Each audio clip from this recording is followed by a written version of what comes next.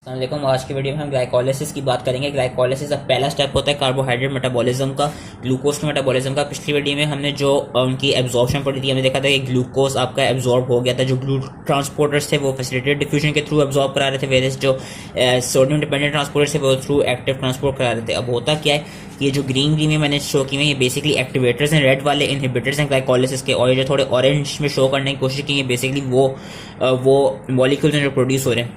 अब सबसे पहला स्टेप, और एक और बात जो याद रखनी है, जो ग्लाइकोलिसिस है ये आपका साइटोसोल के अंदर होता है, और ग्लाइकोलिसिस रेड ब्लड सेल्स में मेन सोर्स है एनर्जी का, क्योंकि रेड ब्लड सेल्स के अंदर माइटोकॉन्ड्रिया होते नहीं है, तो उसके अंदर बाकी जितने भी मेटाबॉलिज्म के रिएक्शंस हैं वो होते नहीं, उसमें सिर्फ ग्लाइकोलिसिस होता है। उसके अलावा जो ब्रेन है, ब्रेन भी ग्लाइकोलिसिस को यूज करता है मोस्ट इंपॉर्टेंटली एनर्जी के लिए, और जो रीनल मेडुला है वो भी ग्लाइकोलिसिस को यूज करता है अपनी एनर्जी के लिए।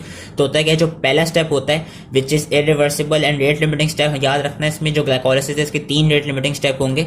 तो जो पहला रेट लिमिटिंग स्टेप होता है, जो ग्लूकोज 6 फॉस्फेट में कन्वर्ट हो रहा होता है, वो होता है with the help of enzyme hexokinase या ग्लूकोकाइनेस। अब होता है कि जो हेक्सोकाइनेस है बेसिकली एक इसकी फर्दर 4 आइसोफॉर्म्स होती हैं। हेक्सोकाइनेस 1, 2, 3 टिश्यूज में फॉर्म होता है, वेरस जो हेक्सोकाइनेस 4 होता है उसका नाम होता है ग्लूकोकाइनेस, और वो होता है लिवर में। और ये इंपॉर्टेंट क्यों है क्योंकि जो हेक्सोकाइनेस है ना, हेक्सोकाइनेस के जो माइकेलिस मेंटन कांस्टेंट है जो Km है उसका, वो कम होता है। तो इसलिए जब इसकी जो एफिनिटी होती है वो काफी हाई होती है, जो हेक्सोकाइनेस होता है उसकी जो एफिनिटी होती है ग्लूकोज मॉलिक्यूल्स के लिए वो काफी हाई होती है। इसलिए कि कहते हैं जब कम लेवल भी होगा ग्लूकोज का आपका बॉडी के अंदर, जैसी कम लेवल भी होगा तो होता क्या है, हेक्सोकाइनेस के थ्रू जो टिश्यूज होते हैं वो ग्लूकोज को ग्लूकोज 6 फॉस्फेट में कन्वर्ट कर देते हैं। जो ग्लूकोकाइनेस है, ग्लूकोकाइनेस का जो केम होता है वो काफी क्या कहते हैं, जो ग्लूकोकाइनेस का केम है वो काफी हाई होता है, इसलिए जो ग्लूकोकाइनेस की एफिनिटी होती है ग्लूकोज के लिए वो काफी लो होती है। और हम देख सकते हैं इस ग्राफ पे कि ग्लूकोकाइनेस का जो वीमैक्स है वो भी काफी हाई है एज कम्पेयर टू हेक्सोकाइनेस। तो होता है कि जब ज्यादा हाइपरग्लाइसीमिक स्टेट होगी ना, जब आपकी बॉडी में ज्यादा ग्लूकोज प्रेजेंट हो तो लिवर के अंदर फिर ग्लूकोकाइनेस एक्टिवेट होगा, और ये ग्लूकोकाइनेस सिर्फ लिवर में होता है एंड पैंक्रियास के बीटा सेल्स में होता है। लेकिन मोस्ट इंपॉर्टेंट लिवर में इसका काम है कि जैसे ही देखेगा ज्यादा ग्लूकोज है तो ये कराएगा कि ज्यादा ग्लूकोज को कन्वर्ट करेगा ग्लूकोज 6 फॉस्फेट में। और ये ग्लूकोज 6 फॉस्फेट में कन्वर्ट क्यों करता है, क्योंकि जो फॉस्फोराइलेटेड फॉर्म होती है किसी भी कंपाउंड की, तो वो एक तरफ से सेल में ट्रैप हो जाती है और फिर वो सेल से बाहर निकल नहीं पाती। तो ग्लूकोकाइनेस का काम ये कि glucokinase high amount of glucose को जाकर जब बॉडी में ज्यादा, usually after diet, after rich carbohydrate source diet, जैसी बॉडी में ज्यादा कार्बोहाइड्रेट्स होंगी तब ग्लूकोकाइनेस एक्टिवेट होगा लिवर में और ग्लूकोज को ग्लूकोज 6 फॉस्फेट में कन्वर्ट करेगा। वैसे नॉर्मली जो हेक्सोकाइनेस है वो भी ग्लूकोज को ग्लूकोज 6 फॉस्फेट में कन्वर्ट कर रहे होंगे। और पैंक्रियास में ग्लूकोकाइनेस इंपॉर्टेंट इसलिए होता है क्योंकि वो एज अ ग्लूकोज सेंसर काम कर रहा होता है, एंड ग्लूकोज सेंसर के तौर पर जब वो देखते हैं कि ज्यादा ग्लूकोज प्रेजेंट होगी तो फिर वो इंसुलिन की रिलीज करवाते हैं जो बीटा सेल्स होते हैं पैंक्रियास के। और इससे पहले एक और चीज याद रखनी कि जो हम अभी शुरू के 5 स्टेप पढ़ेंगे वो एनर्जी इन्वेस्टिंग स्टेप्स होंगे, क्योंकि उसमें जो एनर्जी होगी, जो एटीपी की उसमें बेसिकली यूटिलाइजेशन हो रही होगी, तो एक तरह से एनर्जी इन्वेस्ट कर रहे होंगे क्योंकि एनर्जी इसमें यूटिलाइज हो रही होगी। बाकी फिर जो आगे के हम देखेंगे वो energy generation phase, energy generating phase देखेंगे। तो इसमें जो पहला स्टेप होता है यहाँ पे एक एटीपी यहाँ पे यूटिलाइज होता है, इसलिए एडीपी प्रोड्यूस हुआ, एटीपी आए, एटीपी कन्वर्ट हुआ एडीपी में, ये दिखाया गया। ग्लूकोज जब ग्लूकोज 6 फॉस्फेट में कन्वर्ट हुआ है हेक्सोकाइनेस या ग्लूकोकाइनेस के थ्रू, तो एक एटीपी यूज्ड अप हुआ है और वो एटीपी में कन्वर्ट हो गया। और ग्लूकोकाइनेस की रेगुलेशन होती कैसे बेसिकली हम आगे पढ़ेंगे। एक कंपाउंड बनता है ग्लूकोज 6 फॉस्फेट से जिसका नाम होता है फ्रुक्टोज 6 फॉस्फेट। अब फ्रुक्टोज 6 फॉस्फेट का काम क्या है कि जब बॉडी में अगर ज्यादा ग्लाइकोलिसिस हो रहा हुआ तो अगर बॉडी में ज्यादा हाई एनर्जी स्टेट हुई, उस स्टेट में होगा क्या कि ज्यादा, क्योंकि जो आपके प्रोडक्ट्स हैं हम देखेंगे कि अपने अगर प्रोडक्ट ज्यादा होगा तो वो जो सबस्ट्रेट होता है उसकी जो पिछला वाला प्रोडक्ट होगा उसकी इनहिबिशन करा देगा। जिस तरह अगर फ्रुक्टोज 6 फॉस्फेट ज्यादा होगा ना तो फिर वो ग्लूकोज 6 फॉस्फेट की इनहिबिशन करा देगा, क्योंकि वो नहीं चाहेगा कि आगे कोई रिएक्शन बढ़े क्योंकि पहले इसकी ज्यादा एक्युमुलेशन हो रही होगी। तो होता क्या है कि जब बॉडी में ग्लूकोकाइनेस की बेसिकली रेगुलेशन कैसे होती है, इसकी रेगुलेशन ऐसे होती है कि जब फ्रुक्टोज 6 फॉस्फेट ज्यादा होता है तो वो ग्लूकोकाइनेस को इनएक्टिवेट कर देता है। और ग्लूकोकाइनेस रेगुलेटरी प्रोटीन के थ्रू वो करता है कि उसको जाके ग्लूकोकाइनेस रेगुलेटरी प्रोटीन जो है वहां पे जाके ग्लूकोकाइनेस को बाइंड करा देता है। वेरस होता क्या है कि जब फ्रुक्टोज 6 फॉस्फेट कम हो और बॉडी में ग्लूकोज ज्यादा हो तो होगा कि ग्लूकोज जो है वो ग्लूकोकाइनेस को फर्दर एक्टिवेट करेगा कि वो ग्लूकोकाइनेस रेगुलेटरी प्रोटीन से निकले, एंड वो जाके कराएगा कि ग्लूकोज को ग्लूकोज 6 फॉस्फेट में कन्वर्ट कर रहा होगा। तो ये रेगुलेशन थी ग्लूकोकाइनेस की। अब होता क्या है कि यहाँ पे एक एटीपी प्रोड्यूस हो गया, इंसुलिन क्योंकि जो भी वेल फेड स्टेट होगी, वेल फेड स्टेट में ग्लाइकोलिसिस हो रही होगी, तो वेल फेड स्टेट का जो एंजाइम होता है, जो हार्मोन होता है वो होता है इंसुलिन, वेरएस जो फास्टिंग स्टेट का हार्मोन होता है वो होता है ग्लूकागॉन। तो ये याद रखना है कि जो ये स्टेप पढ़ेंगे इसमें ग्लूकागॉन ही इनहिबिट कर रहा होगा, वेरएस इंसुलिन एक्टिवेट कर रहा होगा। तो पहले स्टेप में एक एटीपी यूज्ड अप हुआ, एटीपी निकल गया, टिश्यूज में हेक्सोकाइनेज यूज हुआ और लिवर में ग्लूकोकाइनेज यूज हुआ, ग्लूकोज कन्वर्ट होकर ग्लूकोज 6 फॉस्फेट में। This was the first rate limiting step. अब होता क्या है, ग्लूकोज 6 फॉस्फेट कन्वर्ट हो जाता है फ्रुक्टोज 6 फॉस्फेट में with the help of enzyme phosphoglucose isomerase. ये रिवर्सिबल स्टेप होता है। उसके बाद फिर सेकंड रेट लिमिटिंग स्टेप आता है जो कि ऑल्सो कमिटेड स्टेप होता है ग्लाइकोलिसिस का। उसमें फ्रुक्टोज 6 फॉस्फेट कन्वर्ट हो जाते हैं फ्रुक्टोज 1,6 बिसफॉस्फेट में। यहाँ पे अगेन एक एटीपी यूज्ड अप हो जाता है। तो एक तरफ से देख लिया हमने, दो एटीपी यूज हो गए, एक यहाँ पे एक यहाँ पे। यहाँ पे हम देख सकते हैं कि जो एएमपी है और जो इंसुलिन है वो इस चीज को एक्टिवेट करता है। जो फ्रुक्टोज 2,6 बिसफॉस्फेट है, ये कंपाउंड पढ़ेंगे बनता कैसे, ये इस एंजाइम इस स्टेप को एक्टिवेट करता है। वेरएस जो एटीपी, सिट्रेट और ग्लूकागॉन है वो स्टेप को इनहिबिट करते हैं। एटीपी और सिट्रेट इनहिबिट क्यों करेंगे कि जब ज्यादा हाई एनर्जी स्टेट होगी, या सिट्रेट बेसिकली टीसीए का एक प्रोडक्ट, टीसीए का ही एक साइकिल में हम पढ़ेंगे, एक मॉलिक्यूल होता है। तो जब ज्यादा अगर ग्लाइकोलिसिस हो रही है, अगेन ज्यादा अगर फ्रुक्टोज 1,6 बिसफॉस्फेट प्रोड्यूस हो रहा है तो वो ज्यादा जाएगा फर्दर ग्लाइकोलिसिस में, जिसकी वजह से ज्यादा एटीपी प्रोडक्शन होगी और ज्यादा सिट्रेट अवेलेबल होगा। जब ज्यादा एटीपी और ज्यादा सिट्रेट अवेलेबल होगा तो वो इस फॉस्फोफ्रुक्टोकाइनेज 1 को एलोस्टेरिकली इनहिबिट कर देंगे। वेरएस एएमपी जब फास्टिंग स्टेट होगी तो एएमपी इसको एलोस्टेरिकली एक्टिवेट करेगा, एंड जो आपका ग्लूकागॉन है वो भी इसको क्या कहते हैं एक्टिवेट करेगा फॉस्फोफ्रुक्टोकाइनेज 1 को। अब इसे मैंने एक और कंपाउंड बताया जो कि फ्रुक्टोज 2,6 बिसफॉस्फेट। फ्रुक्टोज 2,6 बिसफॉस्फेट जो है वो बेसिकली फॉस्फोफ्रुक्टोकाइनेज 2 से बनता है। अब होता है कि फॉस्फोफ्रुक्टोकाइनेज 2 एक और एंजाइम होता है, और यही चीज इन्होंने यहाँ पे दिखाई हुई जो मैंने अपनी उस फिगर में बनाई हुई है। होता है क्या, ये इन्होंने स्टेप दिखाया हुआ है कि जो फ्रुक्टोज 6 फॉस्फेट है वो फॉस्फोफ्रुक्टोकाइनेज 1 के थ्रू फ्रुक्टोज 1,6 बिसफॉस्फेट में तो कन्वर्ट हो जाता है। लेकिन कुछ फ्रुक्टोज 6 फॉस्फेट क्या होगा, एक बायोफंक्शनल एंजाइम होता है जिसका नाम होता है फॉस्फोफ्रुक्टोकाइनेज 2। वो फॉस्फोफ्रुक्टोकाइनेज 2 के थ्रू कन्वर्ट हो जाते हैं फ्रुक्टोज 2,6 बिसफॉस्फेट में। अब इसकी खास बात क्या है इस बायोफंक्शनल एंजाइम की, कि जो फॉस्फोफ्रुक्टोकाइनेज 2 है इसके पास दो एक्टिविटीज होती हैं, एक काइनेज वाली, एक फॉस्फेटेज वाली। होगा क्या, during well fade state, during high energy state, जो आपका ये एंजाइम है ये अपनी डीफॉस्फोराइलेटेड फॉर्म में होगा। और जब ये डीफॉस्फोराइलेटेड फॉर्म में होता है ना, तो जो इसकी काइनेज वाली एक्टिविटी है वो एक्टिवेट हो जाती है। जब इसकी काइनेज वाली एक्टिविटी एक्टिवेट हो जाती है तो वो करता है कि फ्रुक्टोज 6 फॉस्फेट को through phosphofructokinase 2 through it's kinase activity convert कर देता है फ्रुक्टोज 2,6 बिसफॉस्फेट में, और यही फ्रुक्टोज 2,6 बिसफॉस्फेट आगे जाके एक्टिवेट करती है इस फॉस्फोफ्रुक्टोकाइनेज 1 को। ठीक है, ये याद रखना है कि ड्यूरिंग डीफॉस्फोराइलेटेड, जब ये एंजाइम डीफॉस्फोराइलेटेड होगा तो उसकी फॉस्फोफ्रुक्टोकाइनेज 2 वाली जो काइनेज वाली एक्टिविटी वो एक्टिवेटेड होगी, वेरएस फॉस्फेटेज वाली इनएक्टिव होगी। अब होता है कि ड्यूरिंग स्टारवेशन या लो एनर्जी स्टेट में क्या होगा कि जो ये एंजाइम है ये फॉस्फोराइलेट हो जाएगा। ये फॉस्फोराइलेट क्यों होगा, क्योंकि जो ग्लूकागॉन और इंसुलिन की रेशियो होगी वो हाई होगी। जब वो हाई होगी तो ज्यादा सीएमपी प्रोड्यूस होगा, जब ज्यादा सीएमपी प्रोड्यूस होगा उससे ज्यादा प्रोटीन काइनेज ए बनेगा। जब ज्यादा प्रोटीन काइनेज ए बनेगा तो उसका काम क्या होता है कि वो फॉस्फोराइलेट करता है। तो वो करेगा क्या, ज्यादा प्रोटीन काइनेज ए इस प्रोडक्ट को, इस बायोफंक्शनल एंजाइम को फॉस्फोराइलेट कर देगा, जिससे इसकी जो फिर फॉस्फेटेज वाली एक्टिविटी है ना वो एक्टिवेट हो जाएगी। जब फॉस्फेटेज वाली एक्टिविटी एक्टिवेट हो जाएगी तो होगा क्या, जो फ्रुक्टोज 2,6 बिसफॉस्फेट था वो बेसिकली फ्रुक्टोज 6 फॉस्फेट में कन्वर्ट होगा। एंड ये यूजुअली ड्यूरिंग ग्लूकोनियोजेनेसिस में देखा जाता है कि इसकी जो फॉस्फेटेज वाली एक्टिविटी वो एक्टिवेट हो जाती है, जिससे फिर जो ग्लाइकोलिसिस का स्टेप है वो रिवर्स में चला जाता है, और वो उसको हम कहते हैं ग्लूकोनियोजेनेसिस। वो हम आगे की वीडियोस में पढ़ेंगे। तो बेसिकली इसमें बस एक चीज याद रखनी थी कि जो फ्रुक्टोज 2,6 बिसफॉस्फेट है वो एक्टिवेट कैसे कर रहा है, क्योंकि it is also an activator of phosphofructokinase 1। And ये प्रोड्यूस कहां से होता है, ये प्रोड्यूस होते हैं फॉस्फोफ्रुक्टोकाइनेज 2 से। और फॉस्फोफ्रुक्टोकाइनेज 2 से प्रोड्यूस कैसे होता है, वो एक बायोफंक्शनल एंजाइम है जिसके पास काइनेज एक्टिविटी है और फॉस्फेटेज एक्टिविटी है। ड्यूरिंग हाई फेड स्टेट जब इंसुलिन हाई होगी तो होगा कि ये जो एंजाइम है ये हम देख सकते हैं अपनी डीफॉस्फोराइलेटेड फॉर्म में होगा, जिसकी वजह से जो इसकी काइनेज एक्टिविटी है वो बड़ी होगी, जिसकी वजह से जो फ्रुक्टोज 6 फॉस्फेट है वो फ्रुक्टोज 2,6 बिसफॉस्फेट में कन्वर्ट होगा।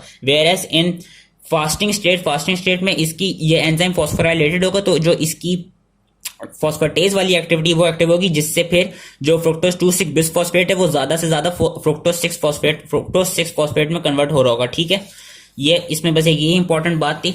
अब हम आगे चलते हैं। अब होता क्या है कि जो फ्रुक्टोज 1,6 बिसफॉस्फेट बन गया है और यहाँ पे दो एटीपी यूज्ड अप हो गए, अब जो फ्रुक्टोज 1,6 बिस्फॉस्फेट बन गया वो थ्रू एल्डोलेस कन्वर्ट होगा ग्लिसरल एल्डिहाइड 3 फॉस्फेट में और डाइहाइड्रोक्सी एसीटोन फॉस्फेट में, जो कि उन्होंने यहाँ पे दिखाया हुआ है कि fructose 1,6 bisphosphate through the help of aldolase. ये भी अगेन रिवर्सिबल स्टेप्स हैं। ये जो ऊपर पड़ा था ये भी था रेट लिमिटिंग और कम्यूटेड स्टेप था। अब जो ये वाला स्टेप है ये रिवर्सिबल है। रिवर्सिबल ऐसे कि ये कन्वर्ट हो जाएगा through aldolase glycerol aldehyde 3 phosphate और डाइहाइड्रोक्सी एसीटोन फॉस्फेट में। लेकिन इसकी एक और खास बात क्या है कि ग्लाइकोलिटिक पाथवे के लिए हमारी बॉडी में जो प्रोडक्ट यूज होता है वो ग्लिसरल एल्डिहाइड 3 फॉस्फेट यूज होता है। मतलब ग्लाइकोलिसिस के लिए ग्लिसरल एल्डिहाइड 3 फॉस्फेट ही का होना ही ज्यादा जरूरी है, क्योंकि वही आगे अपनी रिएक्शन में जाएगा। जो डाइहाइड्रोक्सी एसीटोन फॉस्फेट है वो अपनी रिएक्शन में नहीं जाएगा। And since dihydroxy acetone phosphate अपनी रिएक्शन में नहीं जाएगा तो वो reversibly dihydroxy acetone phosphate convert हो जाता है ग्लिसरल एल्डिहाइड 3 फॉस्फेट में। और वो कन्वर्ट किससे होता है? Through the help of enzyme triose phosphate isomerase. क्योंकि dihydroxy acetone phosphate glycolytic pathway में इतना यूज नहीं होता तो वो through the help of enzyme triose phosphate isomerase convert हो जाएगा ग्लिसरल एल्डिहाइड 3 फॉस्फेट में। और यहाँ से एक और खास चीज जो याद रखनी है आपने वो ये होगी कि अब यहाँ पे एक तो फ्रुक्टोज 1,6 बिस्फॉस्फेट से एक डाइहाइड्रोक्सी एसीटोन फॉस्फेट बन रहा था 3 कार्बन कंपाउंड, क्योंकि ये 6 कार्बन था, और एक ग्लिसरल एल्डिहाइड 3 फॉस्फेट बन रहा था जो कि था एक और वो था 3 कार्बन कंपाउंड। तो एक तो ग्लिसरल एल्डिहाइड 3 फॉस्फेट यहां से आया एल्डोलेस के थ्रू, और दूसरा ग्लिसरल एल्डिहाइड 3 फॉस्फेट कहां से आएगा? वो आएगा डाइहाइड्रोक्सी एसीटोन फॉस्फेट की कन्वर्जन से through the help of this enzyme. तो यहाँ पे basically 3 glycerol aldehyde 3 phosphate present होंगे। और फिर आगे जितने भी हम रिएक्शन पढ़ेंगे ना, जितने भी प्रोडक्ट्स होंगे सारे 2-2 होंगे, क्योंकि 2 ग्लिसरल एल्डिहाइड 3 फॉस्फेट आ गए तो आगे जितने भी रिएक्शन होंगे, जितने भी प्रोडक्ट्स हैं, ये सारे 2 होंगे इन नंबर। ठीक है, ये चीज याद रखनी है। अब होता क्या है कि जो ग्लिसरल एल्डिहाइड 3 फॉस्फेट है वो कन्वर्ट होता है with the help of enzyme glycerol aldehyde 3 phosphate dehydrogenase, convert हो जाता है 1,3 बिस फॉस्फोग्लिसरेट में। एंड अगेन 2 होंगे क्योंकि मैंने कहा कि यहाँ पे 2 ग्लिसरल एल्डिहाइड 3 फॉस्फेट थे। ग्लिसरल एल्डिहाइड 3 फॉस्फेट कन्वर्ट हो जाते हैं ग्लिसरल एल्डिहाइड 3 फॉस्फेट डिहाइड्रोजिनेज के थ्रू 1,3 बिस फॉस्फोग्लिसरेट में। अब इसकी खास बात क्या है कि ये वाला जो स्टेप है ये बेसिकली जो यहाँ पे स्टेप दिखाया है ये आपका पहला ऑक्सीडेशन रिडक्शन रिएक्शन है ग्लाइकोलिसिस का। यहाँ पे खास बात क्या है कि यहाँ पे NADH प्रोड्यूस होते हैं एंड 2 NADH प्रोड्यूस होंगे। इन्होंने एक दिखाया, यहाँ पे 2 होंगे क्योंकि 2 ग्लिसरल एल्डिहाइड 3 फॉस्फेट थे तो 2 NADH प्रोड्यूस होते हैं यहाँ पे। एंड इसकी हम इंपॉर्टेंस क्या है कि जो 2 NADH प्रोड्यूस हुए ये फिर चले जाएंगे इलेक्ट्रॉन ट्रांसपोर्ट चेन में। इलेक्ट्रॉन ट्रांसपोर्ट चेन में जाके ATP प्रोड्यूस करेंगे। ये एक NADH 3 ATP प्रोड्यूस करता है, तो जो 2 NADH हैं वो 6 ATP प्रोड्यूस कर रहे होंगे। अगर तो आपके कहते हैं अगर आपने डिफरेंट एनर्जेटिक्स पढ़नी हो कि एक NADH 2.5 ATP वाली भी आप यूज कर सकते हैं, तो उस स्टेट में क्या होगा कि जो 2 NADH हैं वो 5 ATP यूज करेंगे। लेकिन मैं थ्रू लिपिन से पढ़ा रहा हूँ, लिपिन में इन्होंने NADH को यूज किया हुआ है कि एक NADH 3 ATP देता है। तो होता क्या है कि हम पढ़ेंगे कि 2 NADH से 6 ATP प्रोड्यूस हो गए। ठीक है, क्योंकि यहाँ पे ऑक्सीडेशन रिडक्शन रिएक्शन हुआ, डिहाइड्रोजनेस यूज हुआ है, तो जो NAD था वो NADH में कन्वर्ट हुआ और NADH आगे चला गया ETC में। ETC में ये कन्वर्ट हो गया ATP में। एक NADH कन्वर्ट होता है 3 ATP में, 2 NADH कन्वर्ट हो गए 6 ATPs में। ठीक है, अब यहां से 6 ATPs प्रोड्यूस हो गए। अब होगा क्या कि जो 1,3 बिस फॉस्फोग्लिसरेट है वो कन्वर्ट हो जाता है 3 फॉस्फोग्लिसरेट में with the help of enzyme phosphoglycerate kinase. And यहाँ पे सिंस एक फॉस्फेट ग्रुप हम देख सकते हैं रिमूव हो रही है, 1,3 बिस फॉस्फोग्लिसरेट था अब और सिर्फ 3 फॉस्फोग्लिसरेट हो गया। जो कार्बन नंबर 1 पे फॉस्फेट ग्रुप थी वो रिमूव हो जाएगी और वो प्रोड्यूस करेगी एक ATP प्रोड्यूस करेगी। लेकिन मैंने कहा सिंस 2 प्रोडक्ट हैं इसलिए एक नहीं, यहाँ पे 2 ATP प्रोड्यूस हो रहे हैं। अब ये 2 ATP प्रोड्यूस हुए, यहाँ पे एक ATP यूज्ड अप हुआ था और एक ATP यूज्ड अप हुआ था, तो टोटल 2 ATPs यूज्ड अप हुए थे। अब यहाँ पे 2 ATPs प्रोड्यूस हो गए। ठीक है, और फिर होगा क्या कि जो 1,3 बिस आई थिंक मैं बल्कि मैं इसी यहीं पर करा देता हूँ। होता क्या है, रेड ब्लड सेल्स में याद रखना है, रेड ब्लड सेल्स में ये होता है कि उनके पास एक और एंजाइम होता है जिसका नाम होता है 1,3 बिस फॉस्फोग्लिसरेट म्यूटेस। वो क्या कराता है कि वो म्यूटेस बेसिकली 1,3 बिस फॉस्फोग्लिसरेट को कन्वर्ट कर देता है 2,3 बिस फॉस्फोग्लिसरेट में, और फिर 2,3 बिस phosphoglycerate with the help of phosphatase convert हो रहा है 3 फॉस्फोग्लिसरेट। रेड ब्लड सेल में ये वाला स्टेप नहीं होता, रेड ब्लड सेल में फॉस्फोग्लिसरेट काइनेज वाला स्टेप नहीं होता। और वो क्यों नहीं होता? वो एक तरफ से इंपॉर्टेंट इसलिए क्योंकि वो एक तरफ से अपनी ATP की प्रोडक्शन को रोक रहा होता है, एंड दूसरा होता क्या है कि जो 2,3 BPG है ना, ये एक इंपॉर्टेंट कंपाउंड है। इंपॉर्टेंट कंपाउंड इसलिए कि ये जो ऑक्सीजन की एफिनिटी है उसको लो कर देता है हीमोग्लोबिन के लिए। तो होता है कि जब हीमोग्लोबिन में लो ऑक्सीजन एफिनिटी होगी ना तो वो ज्यादा O2 अपने टिश्यूज को दे रहा होगा। एंड जो 2,3 BPG है ये देखा जाता है कि जब आप हाई एल्टीट्यूड में हो या सिवियर एनीमिया हो तो ये कंपाउंड ज्यादा बड़ा होता है, और इसके बढ़ने की वजह यही होती है ताकि जो ऑक्सीजन है वो टिश्यूज में ज्यादा जाए। तो एक ये चीज इंपॉर्टेंट थी जो याद नहीं थी कि रेड ब्लड सेल्स में म्यूटेस प्रेजेंट होते हैं, म्यूटेस कन्वर्ट हो जाते हैं 2,3 BPG में, फिर 2,3 BPG कन्वर्ट हो जाते हैं with the help of phosphatase 3 phosphoglycerate में। और एक और बात, जो ये वाला स्टेप था ना ग्लिसरल एल्डिहाइड 3 फॉस्फेट डिहाइड्रोजनेस वाला, ये इनहिबिट हो जाता है आर्सिनेट से। आर्सिनेट इस स्टेप को, जो कि मैं यहाँ पे लिखना भूल गया था, जो आर्सिनेट है वो इस स्टेप को इनहिबिट करता है, इस एंजाइम को जाके इनहिबिट करता है, ठीक है। अब 1 जो बिसफॉस्फोग्लिसरेट था वो हमने देखा 3-फॉस्फोग्लिसरेट में कन्वर्ट हो गया। अब जो 3-फॉस्फोग्लिसरेट है वो with the help of enzyme phosphoglycerate mutase convert हो जाएगा 2-फॉस्फोग्लिसरेट म्यूटेस में, जो बेसिकली फॉस्फेट ग्रुप थी वो 3 कार्बन से 2 कार्बन वाली जगह पे आ गई। ये देख सकते हैं 3rd कार्बन से 2nd कार्बन पे आ गई। और जो ये सारे स्टेप्स हैं ये हैं रिवर्सिबल, ये भी रिवर्सिबल है, ये भी रिवर्सिबल है, ये भी रिवर्सिबल है, बस जो रेट लिमिटिंग स्टेप्स थे वो इरिवर्सिबल थे। अब आगे क्या होगा कि जो 2-फॉस्फोग्लिसरेट है वो कन्वर्ट हो जाएगा फॉस्फोइनोल पायरुवेट में, 2-फॉस्फोग्लिसरेट कन्वर्ट हो गया फॉस्फोइनोल पायरुवेट में, एंड ये डिहाइड्रेशन है क्योंकि H2 निकल गया, एंड ये होते with the help of enzyme enolase. Enolase की खास बात क्या है? इनोलेस की खास बात बेसिकली ये कि जो इनोलेस है ना वो इनहिबिट होते हैं फ्लोराइड से। तो जो इसमें बेसिकली इसकी इंपॉर्टेंट स्टेप ये है कि जो फ्लोराइड आयंस हैं वो इनोलेस को इनहिबिट कर देते हैं, एंड जब वो इनोलेस को इनहिबिट करते हैं ना तो ये यूजली जो डेंटल कैरीज हैं वो नहीं हो पाती, मतलब आपके दांत में फिर एक तरफ से गंदगी नहीं हो पाएगी, वो इसलिए नहीं हो पाएगी, आपको डेंटल कैरीज इसलिए नहीं हो पाएंगी क्योंकि जो बैक्टीरिया होता है, बैक्टीरिया का काम क्या होता है कि वो, हम आगे देखेंगे ग्लाइकोलिसिस में आगे जाके कभी कभार लैक्टिक एसिड लैक्टेट बनता है और वो लैक्टेट को कन्वर्ट कर देता है बैक्टीरिया लैक्टिक एसिड में। लैक्टिक एसिड की वजह से जो टीथ हैं, टीथ का इनेबल जब इरोड हो जाता है और उसमें कैरीज प्रोड्यूस हो जाती हैं, उसमें मतलब गंदगी आ जाती है। लेकिन होता क्या है कि जब हम टूथपेस्ट यूज करते हैं, टूथपेस्ट में फ्लोराइड आयंस होते हैं, फ्लोराइड आयंस क्या करते हैं वो इनोलेस को इनहिबिट करते हैं। जब वो इनोलेस को इनहिबिट करते हैं ना कंपैरेटिवली, तो उससे होता क्या, ग्लाइकोलिसिस होती नहीं। जब ग्लाइकोलिसिस होती नहीं तो लैक्टेट प्रोड्यूस होता नहीं, जब लैक्टेट नहीं प्रोड्यूस होता तो बैक्टीरिया लैक्टेट को एज एनर्जी सोर्स यूज नहीं कर पाते, इसलिए आपके जो दांत है वो ज्यादातर आई होपफुली सफेद रहते हैं एंड साफ रहते हैं। तो ये सेकंड लास्ट स्टेप था। उसके बाद last step which is also rate limiting step, वो होता है कि जो फॉस्फोइनोल पायरुवेट है वो with the help of enzyme pyruvate kinase convert हो जाता है पायरुवेट में, एंड अगेन यहाँ पे सिंस 2 मॉलिक्यूल्स थे तो यहाँ पे एक एटीपी नहीं प्रोड्यूस होता, यहाँ पे 2 एटीपी प्रोड्यूस होते हैं। इस स्टेप को भी इंसुलिन एक्टिवेट करता है, ग्लूकागॉन इनहिबिट करता है, एंड इस स्टेप को हम देख सकते हैं जो फ्रुक्टोज 1,6 बिसफॉस्फेट था जो कि यहाँ पे बना था वो भी इस स्टेप को एक्टिवेट कराता है।